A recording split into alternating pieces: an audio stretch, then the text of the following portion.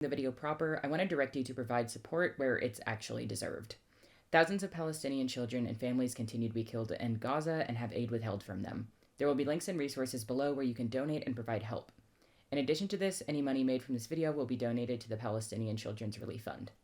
Thank you for your support. Let's get into the video. I like to keep Jesus close, but my demons closer.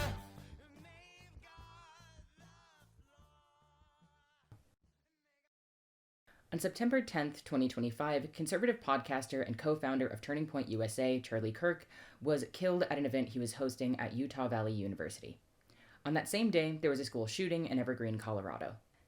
The next week, on September 16th, there were 2 shootings at homeless camps following Fox News host Brian Kilmeade stating we should involuntarily euthanize unhoused people. The day prior to that, 2 young black men were found lynched in Mississippi. What's been on the news has been Charlie Kirk and pretty much just Charlie Kirk. And apathy, humor, or rejoicing of his death is met with aggression, calls to people's workplaces, and firing, including that of late-night talk show host Jimmy Kimmel, whose network also attempted to pressure him into donating to Kirk's organization and family.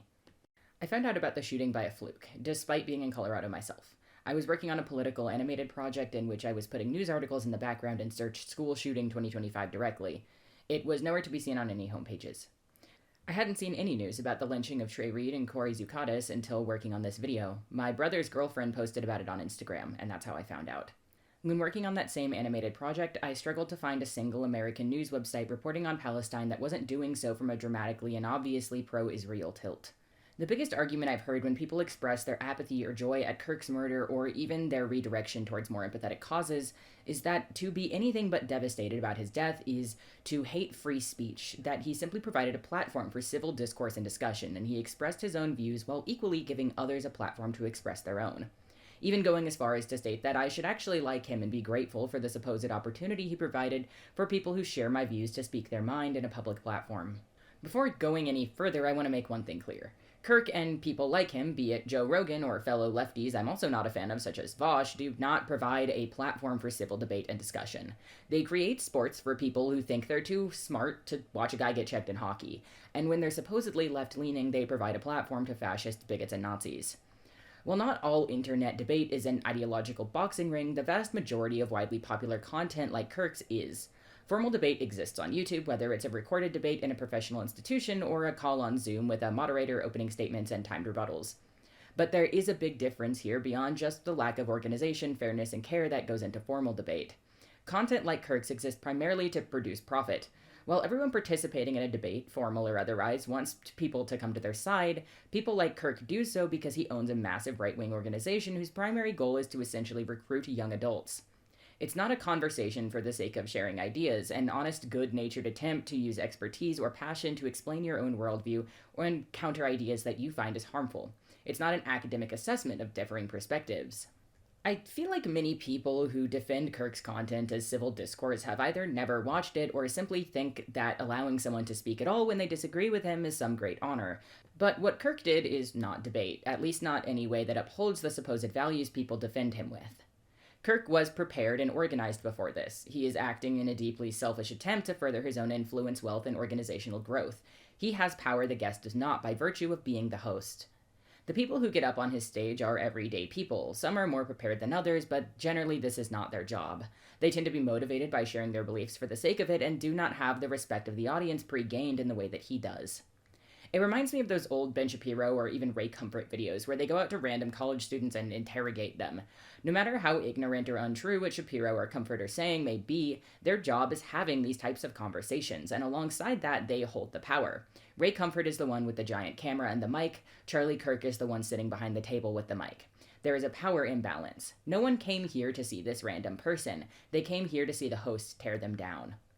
This type of content feeds a cycle of profit for the people who create it. These styles of internet debate exist to spark conversation, not for its own sake, but for algorithmic boosting. The people who agree with the detractor are annoyed at the treatment of them. They didn't get to finish. Their words were misinterpreted or responded to disingenuously. They're angry and leave angry comments and show it to people to show how much of a jackass this guy is. People who agree with the host, on the other hand, feel vindicated. They get to look at the video and decide the host gave the other person a fair shot, but the guy they agree with is just correct. So they come back, they feel superior, and they want more of that. Obviously, to some degree, all political and commentary content falls victim to this, including my own. Everyone wants their content to be seen, engaged with, and pushed in the algorithm. But I think we're all well aware that content creators have varying levels of morally dubious behavior in order to achieve this. Many people create educational content simply about more controversial views, whether that be someone I agree with like Second Thought or channels like PragerU.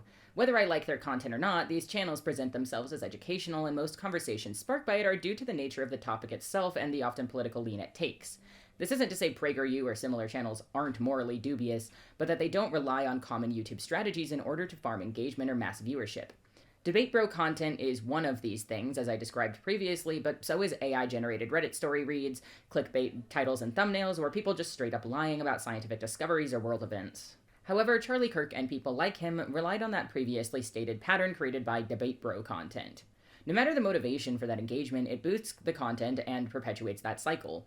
It's the same reason I add or dislike if I pissed you off or similar statements on controversial videos. It doesn't matter to the algorithm if you hated my video. If you dislike it and leave an angry comment, it shows YouTube that people are watching and engaging, and that means more ad money for them. I am one of the many people who was pretty pleased to hear Charlie Kirk was shot, for transparency, and before you try and get me fired, I'm not firing myself, sorry. I wasn't happy because I think it will spark any meaningful political change, but for the same reason I had a drink and blew a little money whenever I found out the guy who called me slurs in high school died in a car crash. I've always stood by the ideas that if you are a bad person in life, you don't suddenly gain respect by dying. And that holds true in this instance. My stance has not changed on that because it's recently become controversial. Kirk wanted people like me to be stoned. Is that thou shalt lay with another man shall be stoned to death. Just saying. So, Miss Rachel, you quote Leviticus 19, love your neighbor as yourself.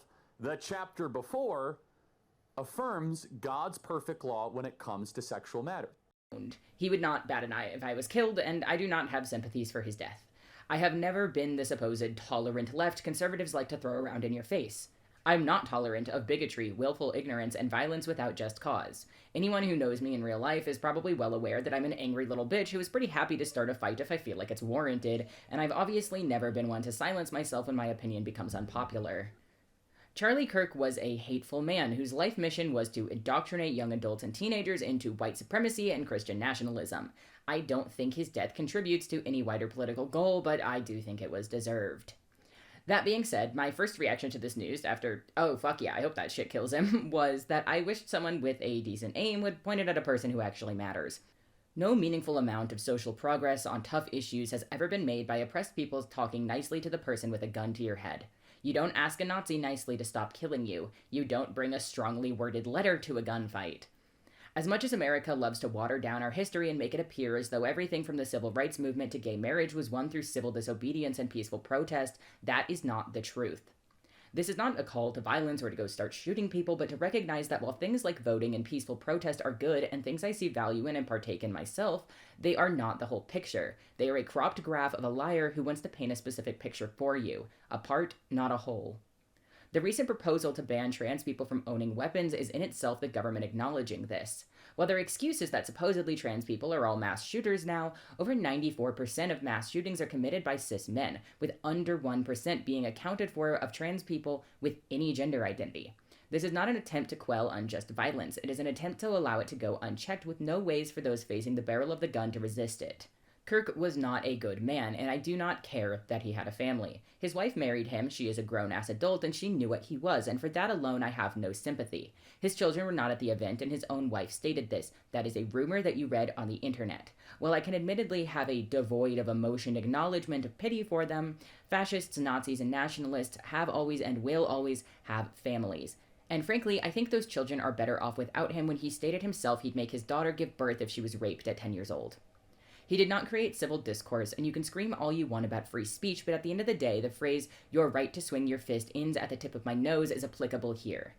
His rhetoric is responsible for a multitude of hate crimes of people with far more valuable lives than his own, and I will not mourn him because he was killed for spreading vitriolic trash into the atmosphere. This video is admittedly a bit scattered compared to my usual content, but I wanted to be extremely clear about my feelings on this. I do not sympathize with or tolerate fascist Nazis or anything of the sort. I do not believe we can ask nicely and improve a country that is falling deeper and deeper into an unclimbable pit, and I do not believe in civil discourse with white supremacists. I am making an effort in my content going forward to be more focused on current issues as a means of resistance alongside in-person action. I'd like to end the video with what I feel is an applicable quote, and as a book purist myself about this series, it's a movie quote, sorry. Anybody can kill anybody, Katniss, even a president. You just have to be willing to sacrifice yourself. Thank you for watching, and please check out the links in the description. If you like my content and want to support it, hit the like and subscribe below. If you sympathize with the dead body of a Nazi, drop me a dislike. Hade. The children think too much. They've hardly a fear of God. Always asking questions they should only wish away. Sundays every week with Father Montgomery. As they've gotten old. My dying breath. Wish he'd hurry up with that last part. Our enemy is not like us.